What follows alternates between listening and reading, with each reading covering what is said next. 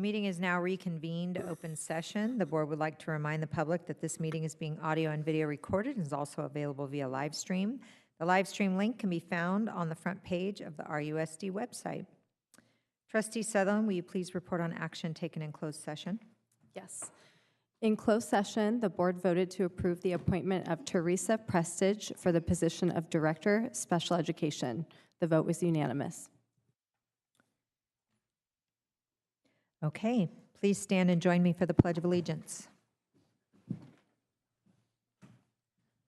I pledge allegiance to the flag of the United States of America and to the republic for which it stands, one nation, under God, indivisible, with liberty and justice for all. Thank you. We will now move to comments from the board and superintendent. Trustees, do you have comments you would like to share tonight?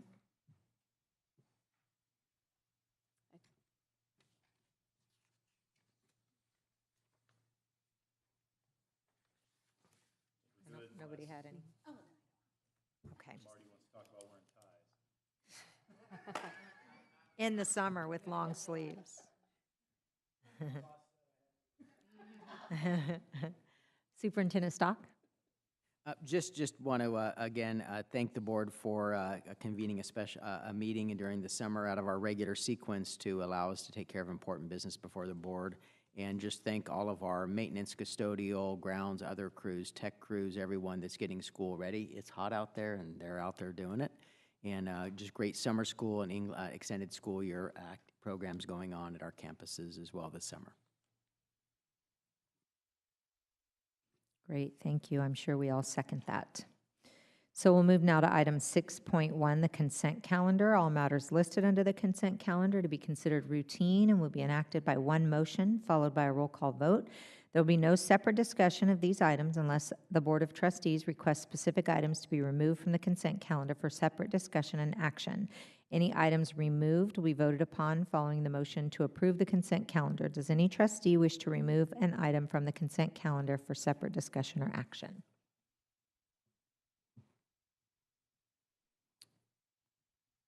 Okay. Is there a motion to approve the consent calendar? So moved. Okay, first by Trustee Sutherland. Second. Second by Trustee Price. Georgia, will you please call the roll? Rochelle Price.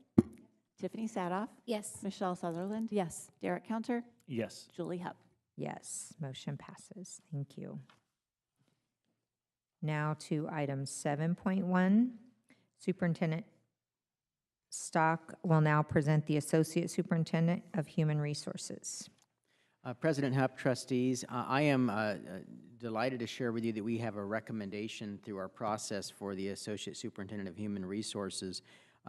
Due to a vacancy created when Dr. Limoges accepted a superintendency in another California district, the district began to advertise the position, and we ended up with 21 candidates for the position. 6 were selected to interview, and we had a panel of 14 different employees of the district with a wide cross-section to provide input to us. And from that initial round, which was on earlier this week on Tuesday, we had a final round yesterday with Cabinet, and we are after that process, which includes presentations, a rigorous round of questions. We are very, very pleased to recommend to the Board of Trustees Mike Henderson for the position of Associate Superintendent of Human Resources. A little bit more about Mr. Henderson. He currently serves the Associate Superintendent of Human Resources in Modesto City Schools, a position he's held for approximately 7 years. Prior to that, Director of Human Resources there. And he's also previously served in leadership roles in alternative ed and voc ed, and has been a previous high school and middle school principal and high school English teacher. So a lot of experience in the education field.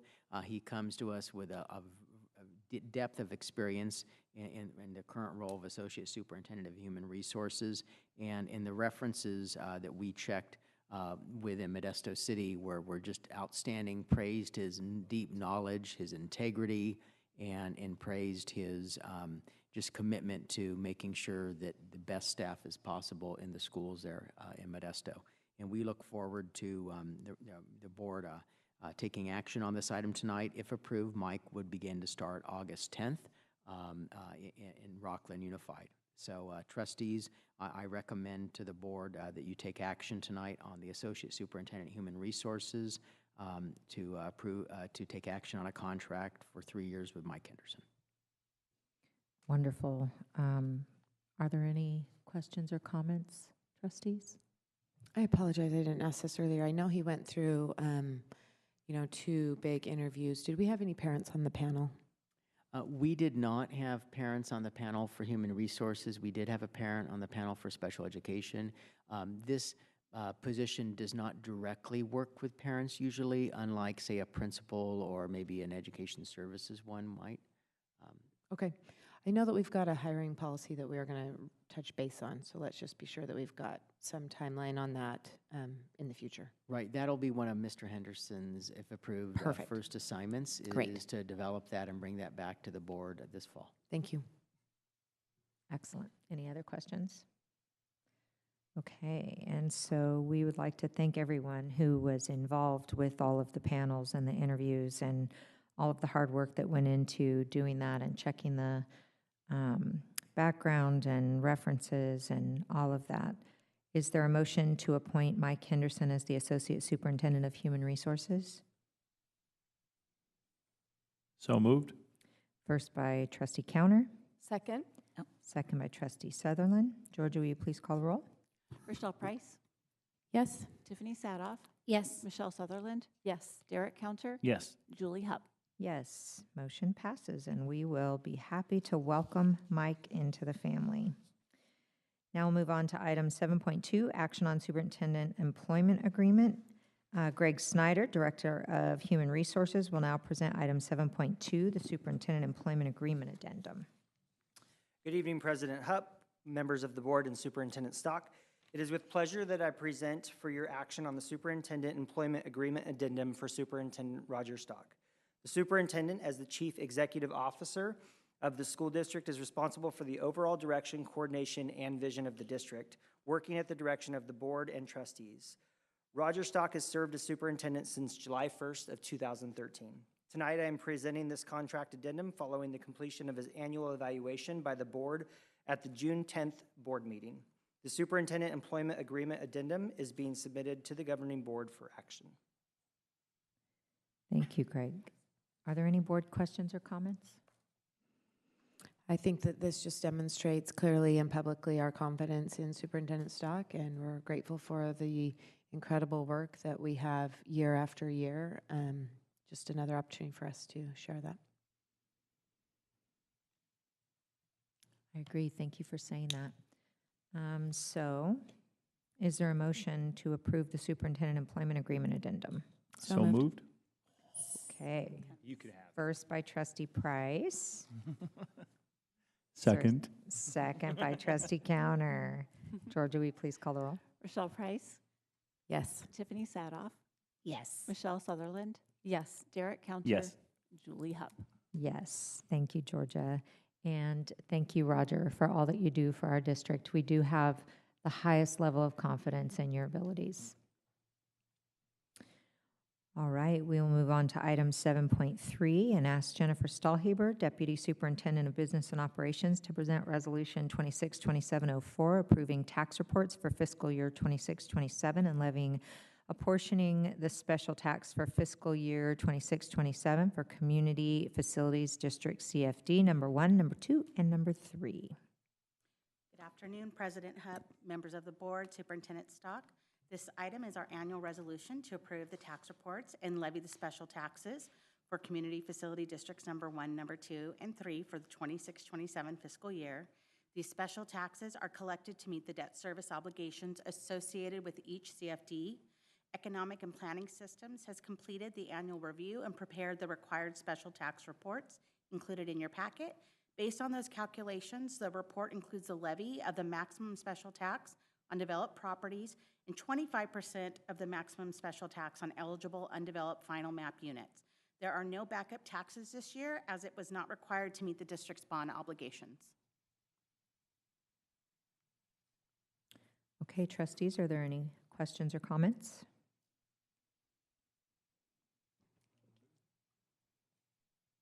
All right, is there a motion to approve Resolution 262704, approving tax reports for fiscal year 2627 and levying apportioning the special tax for fiscal year 2627 for Community Facilities District CFD number 1, number 2, and number 3? So moved. First by trustee Sutherland, Second. second by trustee Price. Georgia, will you please call the roll? Rochelle Price. Yes. Tiffany Sadoff. Yes. Michelle Sutherland. Yes. Derek Counter. Yes. Julie Hupp. Yes, motion passes. Thank you, Jennifer. All right, now we ask Ryan Kernitsky, Senior Director, Facilities Maintenance and Operations, to present Resolution 262701 to approve the American Modular Systems Incorporated contract for the Antelope Creek Elementary School and Breen Elementary School portable projects. Good afternoon. How nice to say that. Good afternoon, President Hupp, Board of Trustees, Superintendent Stock. I'm here before you today to present Resolution 26-27-01 as an action item for your consideration. This resolution authorizes the district to enter into purchase agreements with American Modular Systems to address critical facilities needs at 2 of our school sites. This action item is a direct step in implementing the facilities master plan and is part of the $58 million capital facilities funding program, which was approved by the board on May 15th, 2024. The FMP identified a priority need to replace life cycle expired infrastructure at both Antelope Creek Elementary and Breen Elementary schools. The proposed project involves the replacement of 26 aging portable classrooms, 13 at each site, with modern relocatable modular buildings. These new facilities will ensure our students have safe, state-of-the-art learning environments. To execute this project efficiently and cost-effectively, district staff recommends utilizing a cooperative piggyback purchasing provision under Public Contract Code Section 20118. This allows the district to leverage a competitively bid contract originally awarded to Santa Cruz City Schools, contract number 2025-10, on May 14th, 2025.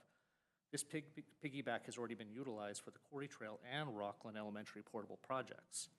By utilizing this existing contract, we can lock in today's established pricing for materials to be used in the upcoming 2 years. The total fiscal impact for these contracts is $5,967,050, which is budgeted through Fund 25. The project allocations are Antelope Creek Elementary at $2,909,110 and Breen Elementary at $3,057,940. If approved, we will move immediately into the design and engineering phase. We are targeting substantial completion by August 2027 for the Antelope Creek project and August 2028 for the Breen project. Staff recommends the board take action on Resolution 26-27-01 to allow these essential infrastructure improvements to proceed. All right, thank you, Rain. Are there any questions or comments? I think, real quick, this locks in material prices. Does it lock in labor? This locks in the Locks in labor it as all? well. Yes. And then if for some reason prices go down, do we get a benefit, or this is the gamble part, right? That's the gamble part. Fair. We don't see that trend happen. No. I know. We can all cross fingers. I appreciate it. We can all do that. I mean, yeah, I wish the prices would go down, maybe for our next project. Rain, did you mention how many portables it was? I missed that number. Yes, it's a total of, I believe, 26. 26 portables, Yes, okay. it's 13 at each site. And AMS is out of where? Are they local? I might defer to my colleague Curtis. Curtis, where's AMS based out of? Madera? Okay. Thanks. Yes. And just out of curiosity, if it's 13 and 13, how come Breen is so much more expensive than Antelope Creek? It most likely came to demolition work and just site work. Okay. So is there a motion to approve? Oh, I'm sorry. No, I know we did a study previously about portables versus fixed structures. And I still, I understand that this is a dire need. I appreciate the forethought to do as much as we can to utilize every dollar we can before going to our residents for a bond measure. I still just want to share my desire moving forward. I do believe that fixed structures in the long run last longer. They provide better learning environments for our students. And so I do recognize that there are immediate needs for portables to replace portables. But I would still like to share that my desire would be that as we plan out and we look at our facilities master plan, that we continue to look at the longevity that we receive when we do mortar, fixed classrooms as opposed to portables. And Trustee Sadoff, we will continue to as we bring projects forward to the board, we'll continue to provide that assessment on longevity and kind of like total cost value of lifetime, and then also on the potential cost differentials as we bring projects forward. So we'll provide that analysis for the board. And I think that's just a good reminder for us as we continue to look at these bids. Again, I know that this was one that was already discussed previously, and we're just looking at locking the again in to finalize it. I have little kids. I don't plan on leaving Rocklin anytime soon. I'd love to see us have structures that stay in place for decades, as opposed to seeing ourselves in just a short period of time having to be replacing portables again. So I'd love to see that be a priority of our team. Thank you. Can I ask, and I see, it talks about working hours in the contract, but assuming that, like say for Antelope Creek, it's going to be finished in August of '27, so there will be work being done during the school year, right? How is that impact on students being mitigated? Are they moving to a different classroom? Is it gradual? Is this going to be a large project? So this is what we've done at Twin Oaks, and we start the work ahead of time.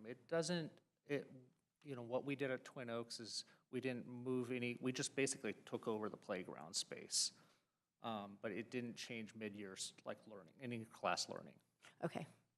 So they just have an alternate location while that's all going on. Okay, thank you. Yes. Previously. Okay, is there a motion to approve Resolution 262701 for the American Modular Systems contract for the Antelope Creek Elementary School and Breen Elementary School portable projects? So moved. Okay, first by Trustee Counter, Second. second by Trustee Sutherland. Georgia, will you please call the roll? Rochelle Price, Yes. Tiffany Sadoff, Yes. Michelle Sutherland, Yes. Derek Counter, Yes. Julie Hupp. Yes, motion passes. Thank you, Rain. Rain, please continue with Resolution 262702, authorizing the purchase and installation of HVAC equipment for various sites utilizing CMAS contract number 425081003. Happy to. Thank you. President Hupp, Trustees, Superintendent Stock, I'm presenting to you Resolution 26-27-02, requesting the board take action on the third phase in a district-wide modernization project. This project is a direct step in implementing the Facilities Master Plan and $58 million capital facilities improvement program, which was approved by the board on May 15, 2024. The FMP has identified a high priority need to replace aging infrastructure and ensure consistent climate-controlled learning environments for our students and staff. This third phase of the project specifically targets the replacement of 113 rooftop units, all of which are 17 years old or older. At 5 of our sites. These sites are Rocklin Elementary, Rock Creek Elementary, Cobblestone Elementary, Rucola Elementary, including Rocklin Academy, and the Whitney High School gym. To execute this project efficiently, we are seeking to utilize CMAS contract 4-25-08-1003 with the Carrier Corporation. By using the state-awarded contract, we are authorized under Public Contract Code Section 10299 to realize a substantial savings of $1,030,330 compared to standard market pricing. The total fiscal impact of this request is $3,879,915, which is fully budgeted and funded through Fund 40 Capital Facilities. If the board takes action tonight, we will execute the contract to begin necessary equipment purchase and installation. Wow, wonderful. Are there any board comments or questions? Just thank you for work on this. I know this has been a priority, both having been on the facilities committee, but just here from the dais, us having these conversations. How soon could we expect installation of these 113 replacement units? This project is slated for next summer. Great, thank you. I know you hear often from this dais, as soon as possible would be wonderful, but I thank you again for the work that's already been done, and again, prioritizing these and getting them into classrooms as quickly as possible. Thank you. Of course. Okay, is there a motion to approve Resolution 262702, authorizing the purchase and installation of HVAC equipment for various sites utilizing CMAS contract number 425081003? So moved. Okay, first by trustee Sadoff, Second. second by trustee Counter. Georgia, will you please call the roll? Rochelle Price, Yes. Tiffany Sadoff, Yes. Michelle Sutherland, Yes. Derek Counter. Yes. Julie Hupp. Yes, motion passes. Thank you again, Rain. All right, Superintendent Stock, can you please continue with item 7.6, the legal services agreement with California Justice Center? President Hupp, trustees, the board gave direction to the superintendent, to myself, to obtain a pro bono legal services agreement related to litigation from the Public Employee Relations Board, PERB, ruling on case SACE 3136-E regarding the school district's revisions made to policies and administrative regulations regarding parent notification. The legal services agreement presented before the board for action this evening or this afternoon with the California Justice Center is to provide pro bono legal services free of charge to the Rocklin Unified School District. The legal services agreement with the California Justice Center has been reviewed by the district's legal counsel. All right, are there any board comments or questions? I just wanted to check in.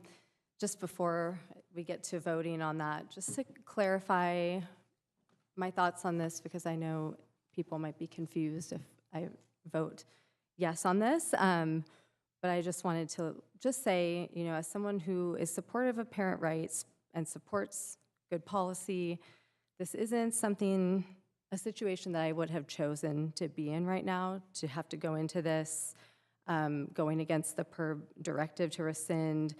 I really wanted to collaborate on language, consider other policies that have been held up as legal, but in this current situation, I do support this contract. I'm actually grateful that it's available to us. I am concerned, you know, in point number 5 of costs of litigation, we are at risk if we are not the prevailing party to be liable for potentially some significant costs.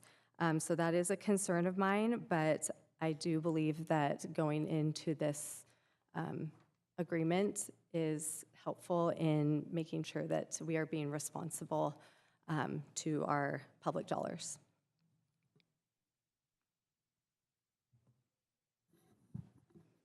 You know, as a trustee that has been really involved in this from the beginning, I'm very thankful for CJC's work and support throughout the state.